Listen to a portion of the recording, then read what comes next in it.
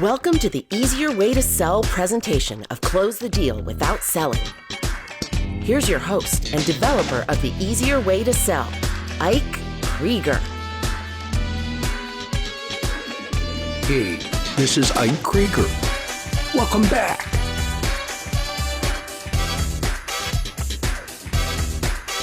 This is a good episode. A little later, we'll be having a conversation with Michael I. Roberts from the Small Business Celebration podcast. I think you'll find his comments and his thoughts very helpful as you go through the process of growing your business. First, we're going to have a brief review of the YES formula, and we're going to focus specifically on the Q in QUIC. Then I have a little story for you that reminds you of the importance of even a simple plan for your business. And just before my conversation with Michael, I will be sharing with you something of pronounced importance. It's about how important pronouncing words correctly really is. Let's get into it. It's been a while since we've gone over the components of the YES formula. And for those of you listening for the first time, the YES formula contains all the ingredients that make the Easier Way to Sell work. To learn about the entire YES formula, I invite you to go back and listen to episodes 1 through 10. But for now, here's a list of the 5 ingredients you'll soon be using in your sales calls. The first ingredient in QUIC is MBA. This stands for Mutually Beneficial Agreements. Mutually Beneficial Agreements establish the ground rules for the conversation with your prospect. The next ingredient is OEQ. That stands for Open-Ended Questions. This reminds you to use well-formed open-ended questions. This style of questions will help uncover information that will help you solve the prospect's problem. Third is CAN. CAN stands for Curious, Authentic, and Neutral. This is the mindset that will allow you to be most effective when using the Easier Way to Sell. Now, the fourth ingredient is rapport and relationship. You can't have too much rapport. And the fifth and final ingredient is QUIC. QUIC takes on the function of establishing the framework for your sales call. Here are the 5 ingredients of QUIC. Q, you qualify. U, you uncover their problem. I, you find out the amount of the investment or budget they have set aside to solve the problem. C, you discover if the person that you're talking to has the capability to spend the money to solve the problem. And the final ingredient is K, and that stands for knowledge. You want to find out why the prospect decided to buy. The goal in the Q stage of QUIC is to determine whether your prospect has the problem you solve and is ready, willing, and able to employ your solution. This helps reduce wasted time in your sales calls. The Q section helps you clear a pathway to yes and provides you with a tool to uncover a no that was going to happen anyway. But remember, your goal is to uncover a no, not create it. So in review, the real function of the Q section of QUIC is to disqualify rather than qualify. Okay, here comes a lot of musts. In the Q section, you must give up the need to sell, convince, or influence. You must ditch your pitch. In the Q section, you must remember to recognize and enhance rapport and relationship. You must stay curious, authentic, and neutral. You must remember to use open-ended questions. You must avoid the tendency to deliver information that you think the prospect needs to know from your point of view or your company's point of view. You must remember that the Q section is a client qualification interview rather than a sales presentation. And with that in mind, you must remember to leave your presentation materials or briefcase in your car or with the receptionist. You can always get your presentation materials if you need your presentation materials. Ask permission to take notes. Recognize and enhance a rapport-filled environment and begin your authentic communication through the use of the prelude. And finally, you must have the courage to set up all your mutually beneficial agreements. The mutually beneficial agreements that you establish are the ground rules for the communication that you're about to have. By the way, there's a prototype of our interview intake form available in the Easier Way to Sell Action Guide, and you can use that form or use a blank sheet of paper on which you write your notes or list the open-ended questions you're about to ask. Also, it's a good idea to remember that if in this Q stage the prospect shows a reluctance to follow along with your mutually beneficial agreements and join you in the use of the system, you can just restate your intention for the communication, which is to find out more information and maintain your choice to withdraw at any time. This may seem like a strange way to get a sale, but it works.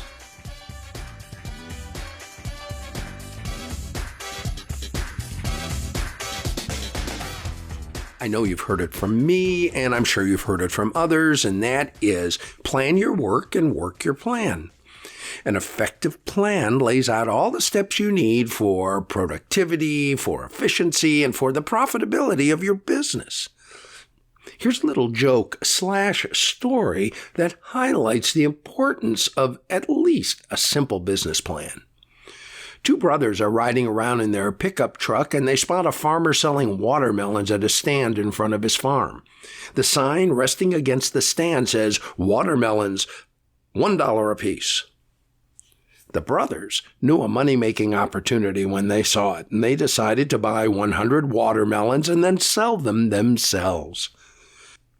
They proceeded to find a good location on the other side of town, and they put up a sign on the side of their truck.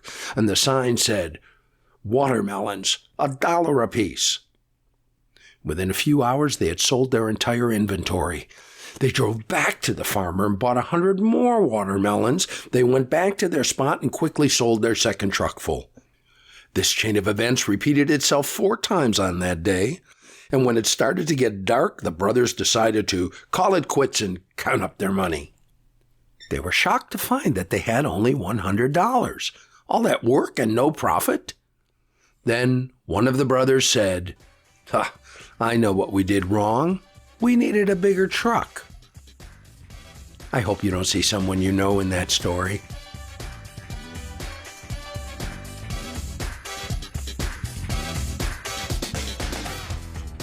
In an earlier episode, we spoke about the difference between enthusiasm and passion, and I shared with you something I heard a long time ago about enthusiasm, and that is, enthusiasm is like yeast. It raises the dough.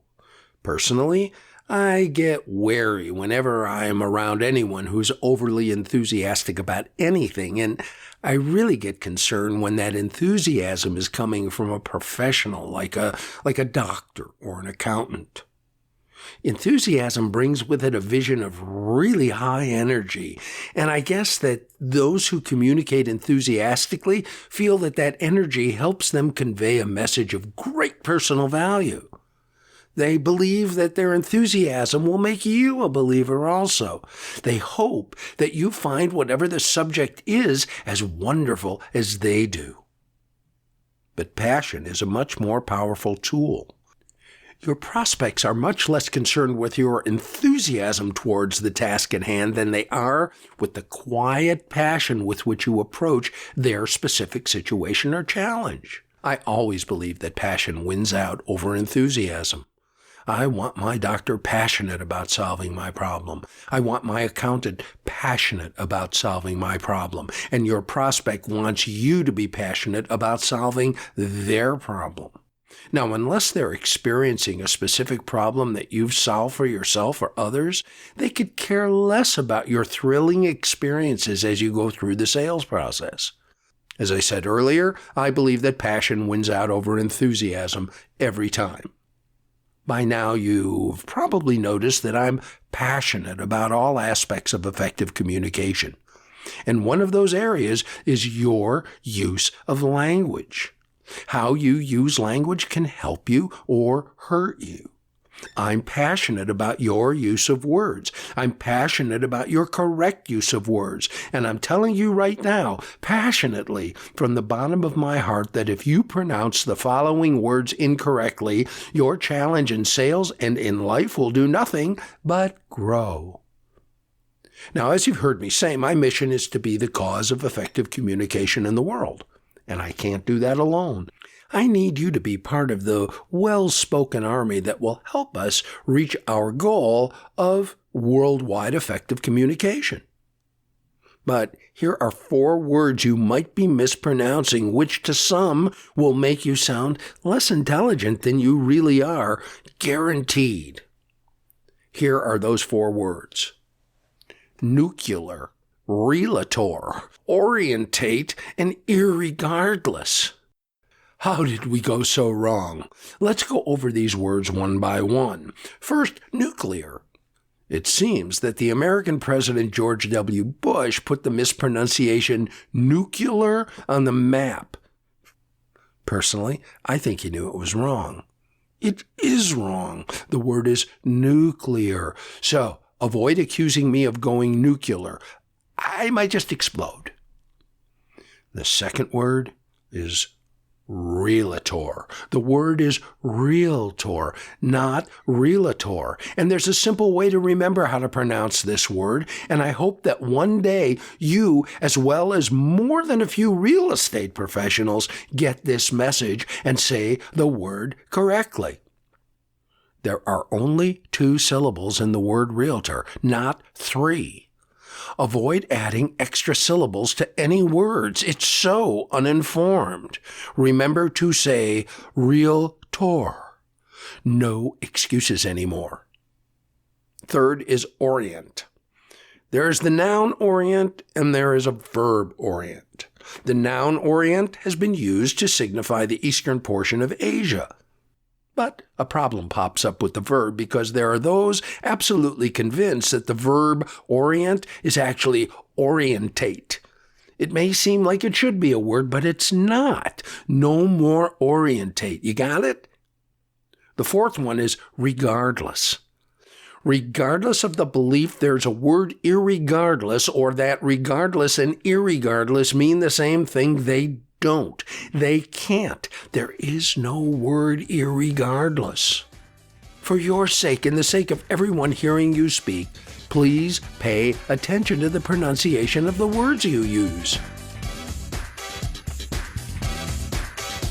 As many of you know by now, I'm a big fan of the Toastmasters organization. And why I bring this up is that what started out as an advanced level Toastmasters project has become California's Central Valley #1 small business podcast, the Small Business Celebration Podcast, hosted by Michael I. Roberts. Michael, a business owner for more than 20 years, tells me that he cut his teeth in the entertainment lighting world as a lighting designer and a director of photography. Well, during that time, he discovered that business owners and business leaders often find themselves alone at the top of the hill and are pleased when they find a sense of community of like-minded individuals. Michael interviews successful small business owners and leaders, and I had a most enjoyable time talking with Michael on his podcast and sharing some of my business and sales experience with his listeners. And I really enjoy how Michael challenges his audience to discover the why. The why moves you to do something today to grow a strong and profitable business. So sit back and relax, and let's welcome from the Small Business Celebration Podcast, Michael I. Roberts. I'm here with Michael Roberts, who's going to tell us a little bit about his Small Business Celebration podcast. And you've heard a little bit about his background already. But first of all, I want to say, Michael, welcome. Well, thank you, Ike. It's a pleasure to be here. I'm very happy that we have this chance. I had the honor of being on Michael's podcast and talking to his listeners. And now I'm very pleased that we're going to be able to do what they I believe is referred to as turnaround is fair play here, and find out what communications ideas, tips, observations that he's had after literally talking to dozens and dozens of small businesses and finding out what makes them tick, what makes them successful, and what their challenges are. So I hope I haven't stepped on you telling me about what the Small Business Celebration podcast is all about. No, it's great. It's great. Yeah, the Small Business Celebration podcast is just one of those rare gems that with the internet that's so full of podcasts that are so meat and potatoes driven, as I like to call it. It's nice to actually talk with successful small business owners and find out the why as well as the what.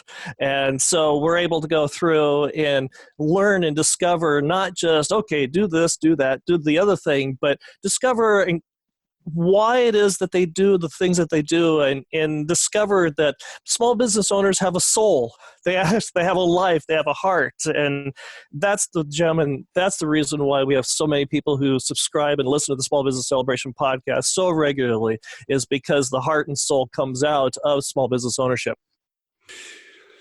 I deal a lot with shifting the focus from being a salesman or a salesperson, which for many people, the internal dialogue about that identification isn't exactly positive. And I'm wondering, as a problem solver, which is someone that helps people move from where they are to where they want to be, what problem does your business solve for your marketplace, for your listeners?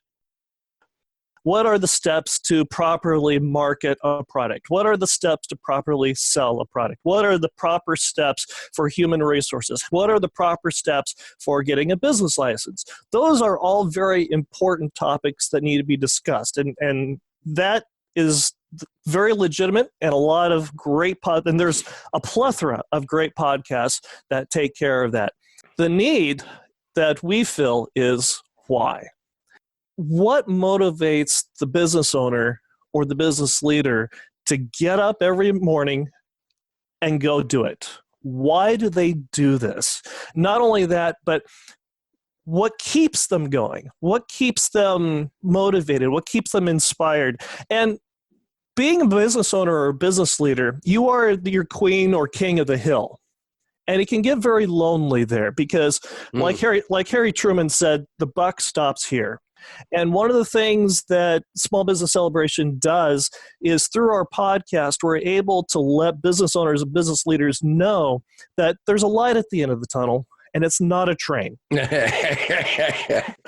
So in keeping with that, since you deal with a specific regional business community, is that a fair statement at this point? At this point, correct. What I wanted to know was, how does what you've learned apply to the bigger business community, that when our listeners go and take advantage of the Small Business Celebration podcast, what are they going to learn that regional people are facing that will translate to the bigger business community? Largely, the problems are largely the same. They're just amplified because a lot of small businesses are a microcosm of the bigger regional and national and multinational communities. So the lessons that you learn as a small business owner, as you grow and develop, and if you decide to expand and you decide to become a regional business or you decide to become a national business, well, yes, you're dealing with more employees. Yes, you're dealing with more logistics. Yes, you're dealing with more infrastructure. But the reality is the basics, the fundamentals still remain the same. How do you deal with a customer? How do you deal with an employee? How do you deal with those very curious letters from the Internal Revenue Service that you don't understand? Those kinds of things, just because you have a business of 1 or 2 or 3, or you have a business of 50,000 employees, are very much, in a nutshell, the same. They're just logistically different. And once you understand the principles and the fundamentals, and you understand how you go through and you process those things, then it just becomes a matter of systems. And systems can be duplicated, they can be clarified, they can be refined, but the basic principles of how to solve those problems still remain the same, regardless if the business has you and maybe one or two employees, or you're a multinational corporation based in Ireland. No, success really is so simple. It is. I have a personal question to ask you based on our conversation that we had a few weeks back. I'm curious, what part of our conversation did you take away and say, yeah, that would be something that would be really good for the business owners that I talk to implement? Well, the first one that comes to mind is your comment about Floorspace. And it comes because you thought, oh, we're talking about how our displays on our floor look, and yes, we have very attractive floor space. And when people were and what the real question was is how quickly are you moving product in and out of your store? Yeah. And that is one of the things that so often trips up a lot of business owners is they don't clearly understand the meaning or the intent of the other person speaking. I agree with you, and I just want to say that was 1978, so I plead the innocence of youth. I was only 30. Well, and that's the other part of it too, is it's exactly that, is you didn't know what you didn't know. And there's nothing necessarily wrong with that. And the other key takeaway to that is that you were willing to ask and find out, probably because the person who asked that question, they had a very blank look on their face when you gave them the answer you gave. What are you doing for flooring? Well, isn't this a lovely space? Yeah, I want to know how you're, financing your equipment. Yeah. Right, exactly. But that comes from screwing up, failing, and then acknowledging your mistake and learning from it. And that is something that's a story that's repeated over and over and over again, but it's a story worth retelling because that is the thing that a lot of small business owners are afraid to do because they are supposed to be the king or queen of the hill. And yes, they may have 20 employees or whatnot. They still have to be willing to ask the dumb questions because ignorance can and will sink your ship. How true. Here we are on a podcast specializing in effective communication. Tell me how the need for more effective communication runs through the businesses that you've talked to. Where is their breakdown in communication? Very often it is not about the content. The content is usually the last thing that the problem is because the business owner or the business leader knows their product or service inside and out in their sleep. In fact, they're more than happy to tell you ad nauseum all the details about whatever product or service that they offer. The challenge is in the delivery. And this challenge arises from the lack of the ability to clearly enunciate or clearly communicate the intent of your message. And the clearest example that I like to give are twofold. If you listen to a national newscast and you listen to, and it doesn't matter what broadcast you listen to, whether it's CNN or MSNBC or Fox or whatever, you'll notice that the anchors in general tend to be very clear in their communication style. But when they interview a politician, especially a politician that is trying to check and balance the things that they're saying to the national press, you'll notice that their communication tends to and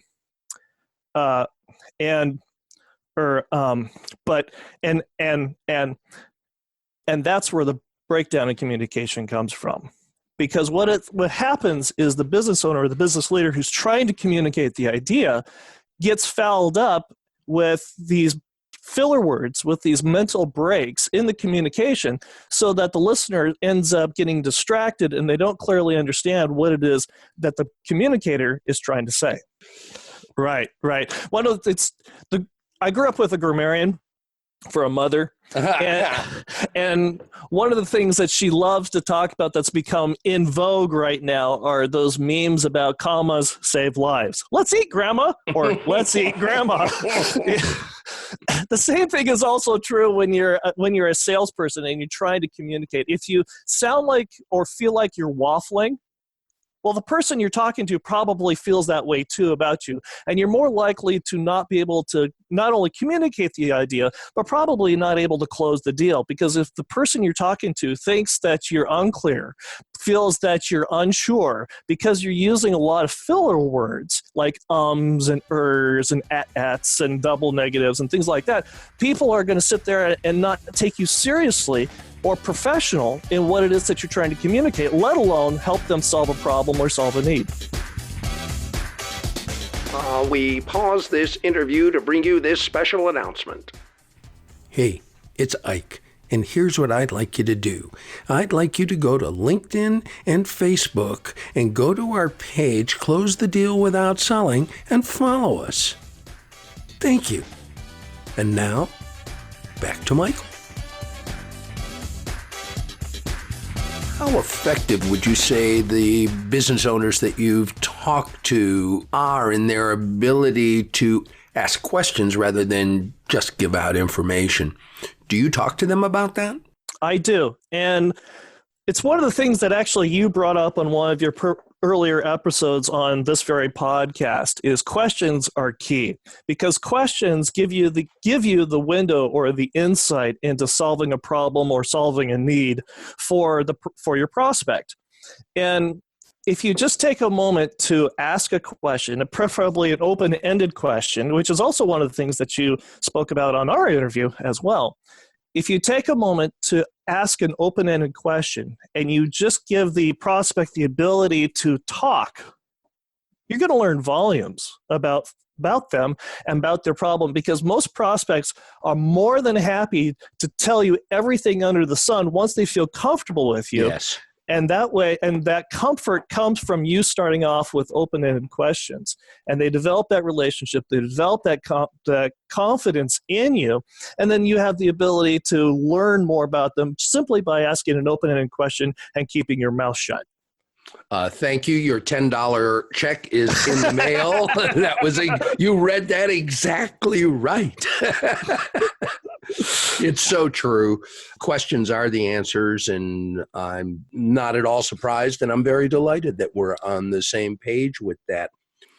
One of the other things that we talked about was brand strategies, and I'm just curious if after our conversation or even before, you have taken a notice on the brand strategies or lack thereof with the people that you've interviewed. I'm curious, do you have any observations about that since our conversation?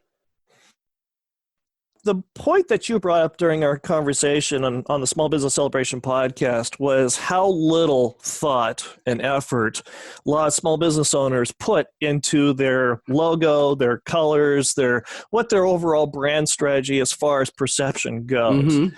And after our conversation with you on that, I went, dadgummit, he's right. And I started looking in some of my past guests and going, oh man, boy, do they need help. And others, I went, their logo's pretty good. Their layout's pretty good. So I went and I asked them, did you hire a marketing firm? And a good number of them, yes, they did hire a marketing professional. They did hire a design firm that went through and helped them with that. And yes, it costs money. This is not something that's cheap, especially when you're starting out on a shoestring budget or you're bootstrapping a business. It's pricey, mm-hmm. But it's like it's like you talked about on our interview. You talked about McDonald's. Everybody recognizes the golden arches, and that comes from brand strategy. And that all comes from, more often than not, another pair of outside eyes who say, you know what, you may be a plumber, you may be the best plumber in the world, but why on earth do you have a dirigible on the side of your van?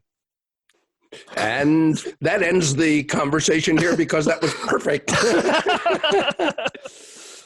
I'm curious, in all your business interviews, what have you seen as the recurring communications challenge among all of them? The biggest challenge tends to be when people are rushed. And that happens to all of us. We all have bad days. We all have busy, super busy days. We have days that are so blindingly fast that we can just barely hold on like a roller coaster going through a loop. I mean, we are just holding on for dear life. And what happens is we invariably get that phone call, we get that email, and we only listen to a part of the phone call because it sounds like the other 20 that we got today, or we look at the email or just skim the email so briefly that we just pick up the name of the person and we think we automatically know what it is. And what ends up happening is we miss something. And missing something can be very, very expensive. And that is often where the breakdown in communication goes, is because we don't take the time to just take a deep breath for a second and go, yes, I have 197 emails I have to go through. And you may or may not be at a point in your business where you can hire somebody to filter your emails for you. And there's plenty of services out there, by the way, that can do that for you if you're one of those people that needs it. But, we're starting to get to the point where those services also do it for text messages, emails, web requests, all those kinds of things. But what ends up happening is we get overwhelmed and we get a ton of information coming in at us, and we just miss it. And so that is more often than not the breakdown in communication, because we're so focused on something else, we only half listen. And that becomes a very expensive and sometimes very serious mistake. How often have you seen the do it my way or hit the highway approach to management really working? Very seldom. Long term, that is. Very seldom. Your more successful business owners are the ones, and they generally learn this the hard way, is you have to be able to delegate. You have to be willing to let people who have skill sets better than you in certain areas do things and be able to step outside your comfort zone and just let them do their thing. People who tend to want to hold on to everything and be very much a micromanager tend to either have a heart attack, coronary, or they tend to alienate all of their employees or even their customers. And so people who don't learn that lesson of being able to delegate authority or being able to delegate responsibility usually don't last very long. Here's a follow-up on the delegation angle. What part has effective delegation played in the success of the businesses that you've talked to and the ones that talk about challenges? How many times in those conversations does I've just got too much work come up instead of I'm good at delegating? I would say that 95 to 98% of the interviews we've had have been business owners and business leaders who have learned that lesson of delegation. And the reason is part of the criteria for being a guest on the Small Business Celebration podcast is that you have had to have been in business for at least 5 years. And in that process of being in business for 5 years, not only have you survived the 2-year window where most businesses fail, but you've also experienced other employees, other growth. You've gone through and you've learned some of the really fundamental mistakes and overcome them. And you've been able to strive forward and have a modicum of success, whatever your definition of success is. And so to that end, the guests that we have on the podcast, that's one of the lessons that they learned very early on is, oh my gosh, I've got too much stuff going on. What am I going to do? Oh, well, now I need to delegate it, but I need to hold on, but I need to delegate it. Wait, how do I do this? And they finally struggle. They figure it out. They discover how to delegate that authority and discover, you know what? Me and my business, we're much better for it now. Excellent. And what that brings up is after talking to so many businesses that have been around at least 5 years, what is the key that they tell you has allowed them to stay in business that long? It really... Their father-in-law. No. Usually the number one thing that I hear over and over again is persistence. And persistence and adaptability, I should say. Because if you keep your nose to the grindstone and you keep working at it and working at it and working at it, especially when your family and friends around you tell you you're nuts, you're crazy, it's never going to work, it's never going to happen. You go to the bank, you apply for a loan, and they say no, and you go to another one, and you go to another one, and the SBA tells you, no, we're not giving you money. And you go through all these struggles and all these and whatnot, but finally you get that one customer to say yes. Yes, you finally get another client that says yes.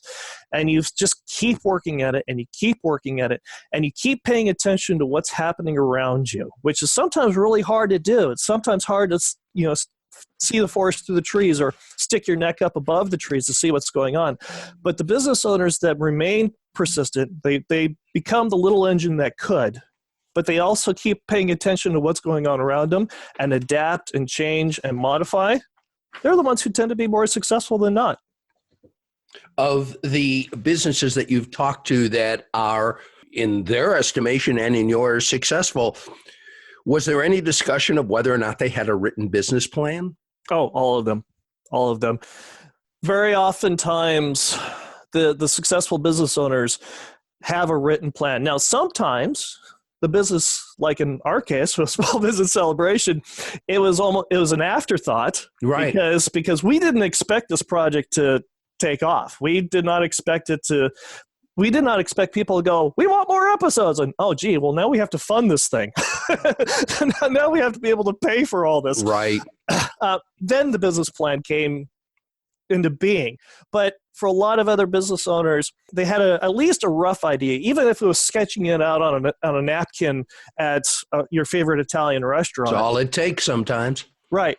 At least they had a direction, and even in the old days of sailing ships, there's a reason why they say follow the North Star, because it was very consistent, and they could see where they were going based off of that, and they could get an idea of the direction they needed to go. The same thing is also true with business owners, is you have to at least have some kind of idea or direction which way you want to go, because if you don't know where you're going to go, you don't know when you get there. Yeah, it's where you end up. Yeah. And truth be told, there's the old saying of you put your goals in stone, but your plans in sand. And there's a lot of truth to that, because if you have an idea of where you're going, that's your bedrock. That's where all the fundamental ideas of how your business is going to run, what's the philosophy of your business, how do you communicate this philosophy, how do you communicate this idea, how do customers pay attention to you? And it all stems from this initial idea of this is where we're going, this is what we're doing, this is the plan, and oh, by the way, we might have to tweak a thing or two or change a thing or two in the process to get there. It's so interesting that you mentioned that the plans are written in stone. And when you speak with somebody about that and you remind them that it's all made up, they go, oh, yeah, it is all made up. So it gives you the option to be a little more flexible, because they go, no, this is the way it is. I go, and before that was the way it is, what was it then? And they get a little grin on their face and go, yeah, I guess it is made up. I guess it can be flexible. That's a fun thought about business plans. How can listeners get in contact with you via internet or a web page, or what do they have to do in order to take advantage of all the great information you're providing? Couple different ways. The Small Business Celebration podcast can be found on Apple Podcasts, can be found on Android Stitcher, as well as on YouTube or anywhere where you download podcasts. We're also very active on social media, especially on LinkedIn. So you can find Small Business Celebration right there on LinkedIn. We're also on Instagram and Facebook. And in fact, we call our listeners Visioneers. And they're all part of Visioneer Nation. And the very active Visioneers, in fact, we've got a program going on for Super Visioneer 2020. And what we're doing is we're allowing or inviting the listeners to become involved in the podcast, where they can go through and through LinkedIn, through Instagram, through Facebook, they're able to go through and ask questions to the podcast hosts if they want, or podcast guests, ask questions further in detail. And also, we get the opportunity to learn more about each other, but they also get to interact more and highlight their business and ask questions, which elevates their own personal profile on social media. Because when they ask a question to one of our guests on one of our posts, everybody else is watching. Everybody else gets to find out about you. And so as a result, what happens is we learn, as a podcast, we learn more from our visioneers about who they want to learn from, what it is that they want to learn from. And in doing so, they directly affect the content on the Small Business Celebration podcast because, oh, by the way, they want to learn more about AB5. How's that going to affect my business? Well, guess what? I got one of the top HR business consultants on the podcast to talk about that very thing. Excellent. So as we come to the end of our excellent conversation, I'm curious if there was one thing that you would share with the audience that you believe would help them be more effective and more productive in their business. What would that be? The one thing that I encourage all salespeople, especially those who listen to this podcast, is that be persistent. One of the most influential and popular motivational books that has outsold Think and Grow Rich, that has outsold The Millionaire Next Door, that has outsold just about every single business motivational book out there is the book entitled The Little Engine That Could. And we laugh, but this is a book that is a children's book, but it teaches keep going. Don't give up. Keep moving right up that hill, even if it's a real struggle to do that. Because people are going to tell you you're nuts. People are going to tell you you're crazy. Some of those people may even be officials. Some of them may even be family and friends. But the only way that you're going to succeed is by keep going, failing, screwing up, and learning from your mistakes. Get a coach. Get somebody who's vested in you, who wants you to succeed. If you can find a mentor, find somebody that they don't even have to be in the same business or the same industry that you're in. They can be in a completely different, unrelated business. They may not even be a business owner, but find somebody that's willing to believe in you and be persistent and keep going. And that is the major key to making what you want to have happen. And pay attention. And listen to the Small Business Celebration podcast. That's true. And the Easier Way to Sell podcast. I must admit that if we're going to include two, those are the two I would have talked about, certainly at this moment. Michael, I am so delighted that first we met and that we've had a chance to share our passions with our podcast. And I was delighted when you invited me on. And I was delighted when you accepted to be on our podcast. So for all of us from the Easier Way to Sell and the Close the Deal Without Selling podcast, I really want to say thank you once again and appreciate you being on. Well, it's been a real pleasure. And I, again, appreciate you coming on the Small Business Celebration podcast. And I look forward to learning more from your listeners, from your Easier Way to Sell fans, and learning from them how they grow strong and profitable businesses. Thank you again, Michael. Take care. Well, that's going to do it for this episode. A couple things that I'd like you to remember. One is pronounce your words correctly. Two, sometimes the answer is not a bigger truck. And three, listen to the Small Business Celebration podcast if you want to see what life is like for other business people. Like Michael said, it's not something you usually get to hear, especially when you're on the top or on the way to the top. This is Ike Krieger. See you next time.